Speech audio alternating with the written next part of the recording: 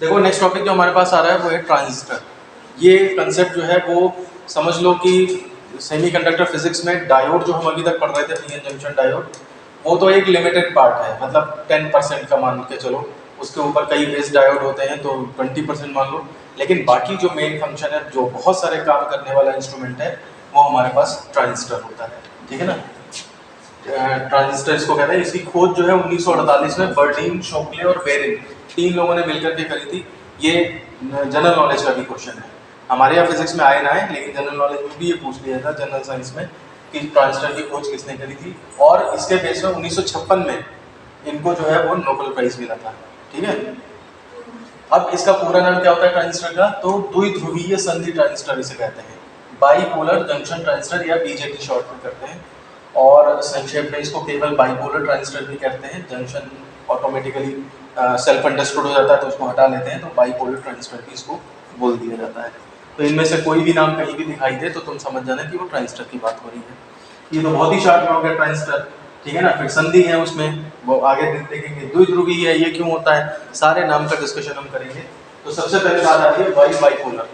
Bipolar transistor क्यों कह रहे हैं, ठीक है ना। द्विध्रुवीय संधि, द्विध्रुवीय क्यों कह रहे हैं, बाईपोलर का मतलब हुआ जाए द्विध्रुवीय, दो ध्रुव कौन से हैं। तो इसमें ऐसा होता है कि जैसे एक पीएन जंक्शन होता था या जैसे इसमें होते हैं, तो इसमें धारा प्रवाह जो है वो दोनों प्रकार के आवेश वाहकों की वजह से होता है।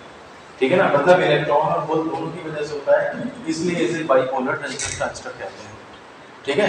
कई बार लोग ये समझते हैं कि टर्मिनल होते होंगे तो इसलिए बाईपोलर, लेकिन तुम ध्यान रखना ट्रांजिस्टर में 3 टर्मिनल होते हैं, लेकिन कहते इसे बाईपोलर ट्रांजिस्टर है। तो वजह यही है कि धारा प्रवाह जो है दोनों प्रकार के आवेश वाहकों से होता है, इलेक्ट्रॉन और होल की वजह से होता है। तो 2 होल हुए, इसलिए ये बाईपोलर इसको कहा जाता है। ठीक है। इसके बाद इसके स्ट्रक्चर की बात आती है कि होता क्या है इसके अंदर। तो डिटेल में तो आगे देखेंगे, लेकिन सबसे पहले ये ध्यान दो, 3 टाइप के पीएन क्रिस्टल लिए जाते हैं इसके अंदर। और 3 टाइप के क्रिस्टल ऐसे लिए जाते हैं कि जब भी उनको टच कराया जाए, मिलाया जाए, तो अलग अलग वाले टच हो। जैसे मानिए सपोज करो हम ऐसा कर सकते हैं कि 2 पी के अंदर 1 एन फंसा दें, या फिर ऐसा कर सकते हैं 2 एन के अंदर 1 पी फंसा दें। तो इस हिसाब से ये पीएनपी ट्रांजिस्टर और ये एनपीएन ट्रांजिस्टर 2 टाइप के बन जाते हैं जाकर के। समझ रहे हो बात को। तो 3 क्रिस्टल लेने हैं, 2 एक टाइप के होते हैं और एक अलग होता है। तुम लिख सकते हो यहाँ पे 2 जो है सेम होते हैं और एक अलग होता है।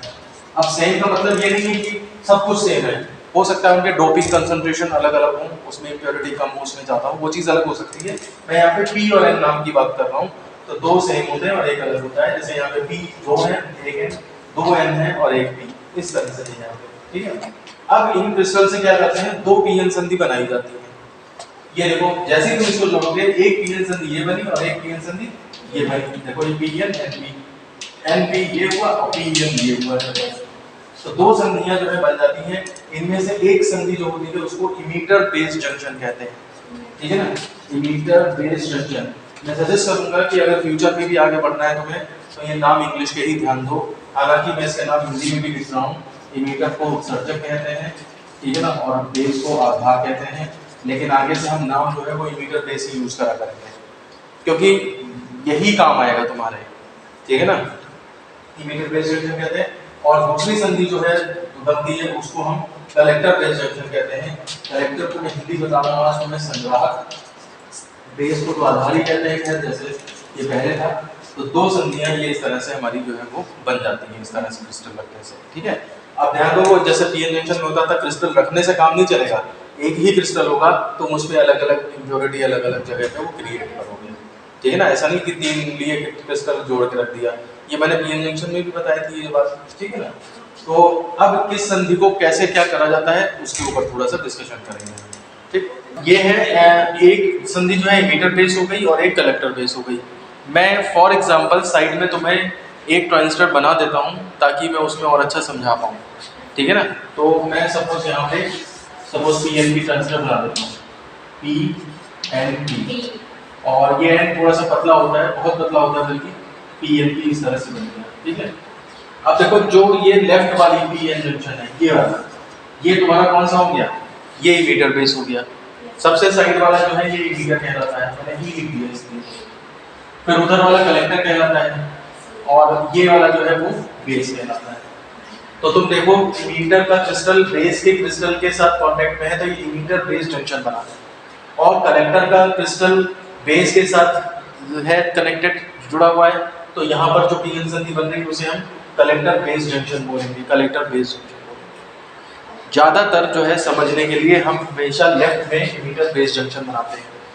शुरुआत में याद ऐसे ही करो, लेफ्ट में जब मैकेनिज्म पढ़ी जाती है एनपीएन ट्रांजिस्टर की वर्किंग पढ़ी जाती है तो उस समय लेफ्ट वाले को हम इमीटर बनाते हैं, राइट में कलेक्टर बनाते हैं और बीच में बेस बनाते हैं, ठीक है ना। तो हमेशा ध्यान रखना कि जो इमीटर बेस जंक्शन है ये नीचे एरो, ये ऊपर आ रहा है, इधर का एरो जो है वो इधर आ रहा है। तो इमीटर बेस जंक्शन को हमेशा हमेशा फॉरवर्ड बायस रखा जाता है, फॉरवर्ड बायस रखा जाता है। ये रूल हमेशा ध्यान रखना, जब तक ट्रांजिस्टर पढ़ते रहोगे ये रूल ध्यान रखना चाहिए। फर्स्ट रूल है ये, इमीटर बेस जंक्शन को हमेशा फॉरवर्ड बायस रखना है। अब किसको क्या बैटरी जोड़ेंगे वो इसके बाद याद करी जाएगी कि तुम्हारा जो ट्रांजिस्टर पीएनपी है या एनपीएन है उस हिसाब से बैटरी देखो अपना कैसे करनी है।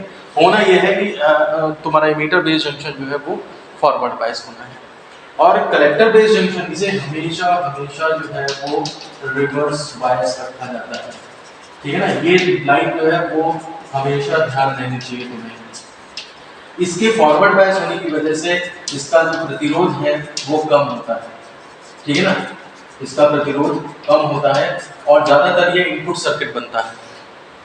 और इधर जो है इसका रिवर्स बायस में रखने की वजह से इसका प्रतिरोध जो है वो बहुत उच्च होता है, प्रतिरोध बहुत उच्च होता है, ठीक है ना। तो अब ये रेजिस्टेंस किसका हाई किसका कम होता है ये ध्यान रखना, इसका कम होता है फॉरवर्ड बायस में और इसका ज़्यादा होता है इसका क्या बोलते हैं हाई रेजिस्टेंस से, ठीक है।